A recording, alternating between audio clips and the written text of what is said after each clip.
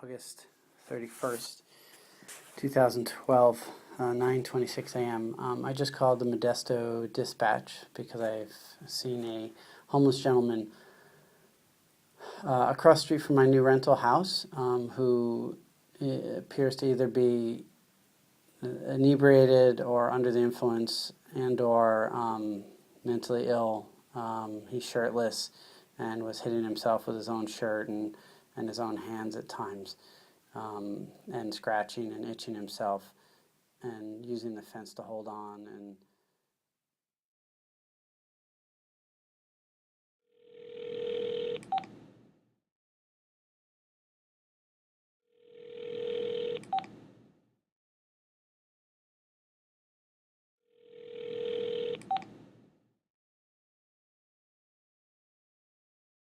Hi.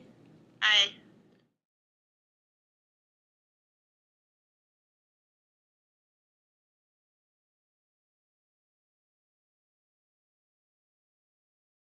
I haven't ever seen that movie. Never have. Oh, it's the best. Oh, we're gonna watch it when you get here then. Yeah. As well as a million others. it's pretty funny. Yeah. Oh, it's hilarious. It's I'm a pretty fire. funny. Help me, baby Jesus. It's ridiculous.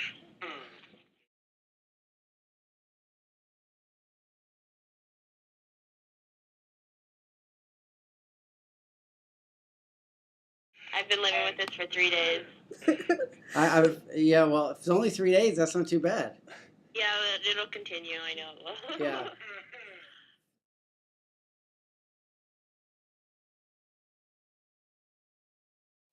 The gentleman is now hitting himself again in the head.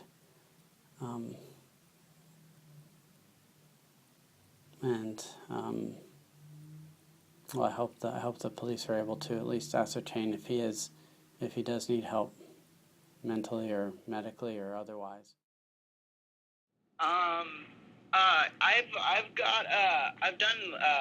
I've got my diploma, and I got like one unit, and I haven't went back to college yet. I had scholarships, but I think they passed. I'm not sure. Met about 2 years ago through one of our close friends, and ever since then we've just been together and in love. Sorry. Oh God, my baby's crying.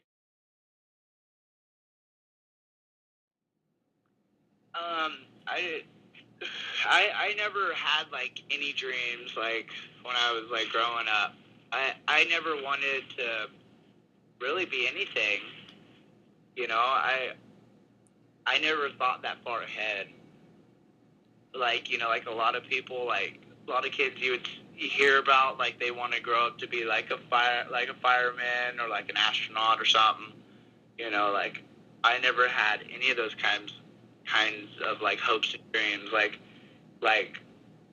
I was dreaming that I would be a kid forever, that I wouldn't have to grow up, and I thought like I was gonna be just like my parents. I want her life to be amazing. I want her to have dreams and pursue those dreams and be successful in life and just have an amazing life. And I will help her any possible way I can to make her life great. I just want me and him to stay together as a family for her and have her have a great childhood and grow up and be positive. We will be positive role models for her and everything like that.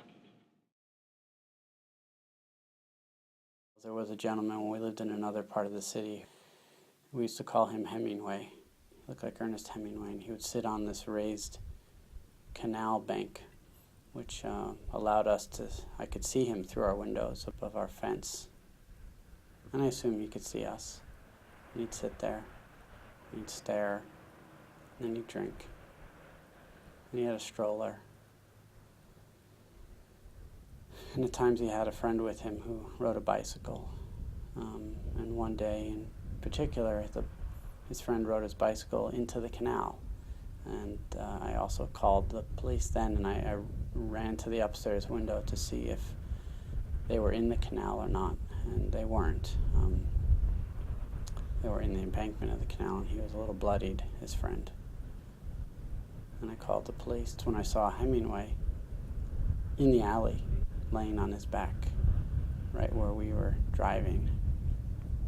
I don't know if the officers ever came. I've doubled back a couple times because I was concerned they were going to take too long and someone might run him over. And then I looked to my right, and he was in our hedges, with his back into our hedges, and his eyes wide like a deer in the headlights, literally. We were homeless for 6 months, sneaking into people's sheds at night for 3 hours of sleep at least, you know? Society doesn't feel okay with people that are homeless because they have, like a bad reputation, but a lot of people don't look at their circumstances, like why they're there. I mean, there was days where I couldn't even go to school because she would be drunk. And every day, like, when she would, like, get home from work, she lost, like, 3 or 4 jobs because she just wouldn't go to work because she wanted to stay home and drink. And she would hide alcohol from me everywhere in the house so I couldn't find it and pour it out. I feel like, police, they look at homeless people as like a business, pretty much, as in the sense of they make money off of them, as, because police make a quota. There'd be days where I would stay at my friends' houses and because I couldn't find my mom, and my mom would be in a bar. And I remember one time my friend's mom took me over to the bar to go get my mom because I just wanted to go home. And my mom refused to go home with me because she wanted to stay at the bar. So, yeah. Homeless people are really, they're just trying to survive, and they're making it difficult. Yeah, and, a lot of police, and government people, they have a problem with it. They're outcast of society. It's like looking at homeless people like they were mutants or something. That they're just a burden on society, and that they're pointless people, and they're not. Most homeless people do not choose to be homeless. They've had a traumatic experience, or they're disabled and can't provide for themselves, and no one's helping them. That's what I think. When I was young, like my mom, she gave me away to CPS because she just couldn't handle me no more, and I didn't want to ever leave, my house. I didn't want to be away from my family, like my parents, even though how bad things were. Like that's all I knew, I didn't want to be with strangers. It's something, and it's hard. And I called it in, and I've called in homeless people before. Yeah.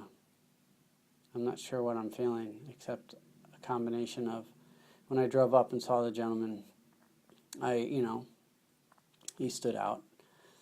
And at first it was, I will be honest, at first my reaction was a bit of concern for my safety, so to speak. Not my immediate safety, but my 2 very young daughters.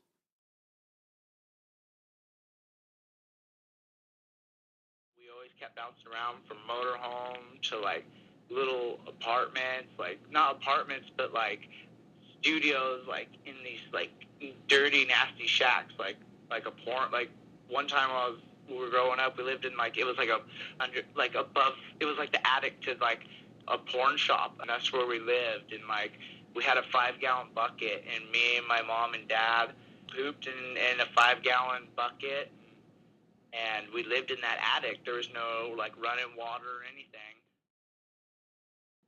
Yeah, it's so stressful. Like my grandma, she's losing her memory and everything like that right now, and she'll need me constantly. So if I'm like out trying to take care of the baby, she'll come out and need me too. at times it's like unbearable. There's times I just sit down and cry because I can't do everything for everybody. I feel like I can't make everybody happy because I just can't do everything.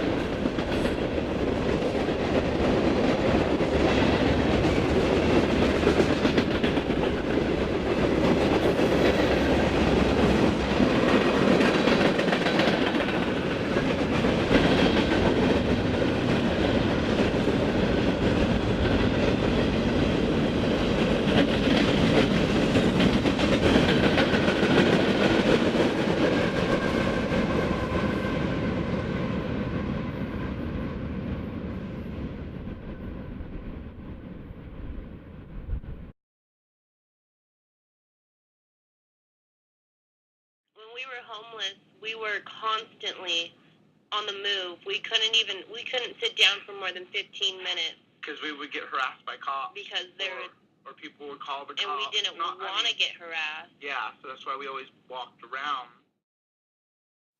His whole life is on display 100% of the time. There's absolutely nowhere that he can go that people don't see him. He's in the public view. Oh, he just fell down. Oh, jeez. It's embarrassing. I personally felt dirty all the time, with not anywhere to go. Like, it's just embarrassing. Always having your backpack on with everything you own in your backpack, walking down the street, sitting on the side of the train tracks, just hoping to see somebody you know. Like, it's a horrible feeling. A way to be numb from everything, to get away from reality, like how bad like my life sucked, like just to get by day. Like I would drink to black out so I wouldn't remember the day. We would creep around at night, not like creep, but like stay like out of the public eye at night and sneak into this like shed and sleep in the shed on this guy's property. In this guy's back of this guy's house without them knowing, so we could just sleep, and we'd wake up at 5 o'clock in the morning and start walking again and do it all over again the next day. Oh no. Why are they arresting him? He just turned around and just put his hands... Is she arresting him? Oh, he's not handcuffed. It's hard for me to see behind the police car. Just the freedom to go to school and be whatever you want to be. And, raise your kids in a happy home with anything that they want. I don't know. Like, it's hard for me to, like... It's, isn't the American dream to be, like, to get out of being in poverty, to be able to work and be able to make a good living, to be able to not worry about a roof over your head or clothes on your back, or food on your stomach, like you don't have to worry about not having enough money to pay rent or a water bill or something, or anything. Not even be able to see in like a help wanted sign or even like hear about there's any kind of work you could get, like even minimum wage, like there's really there's no work around here at all. Like I think, the American dream, I should be able to work or go to school, do anything I want. Like, do anything you put your mind to. You get out there and go get a job and, save your money and be able to do whatever you want to do. And do what we need to do to provide for our daughter and everything like that, we can have a great life.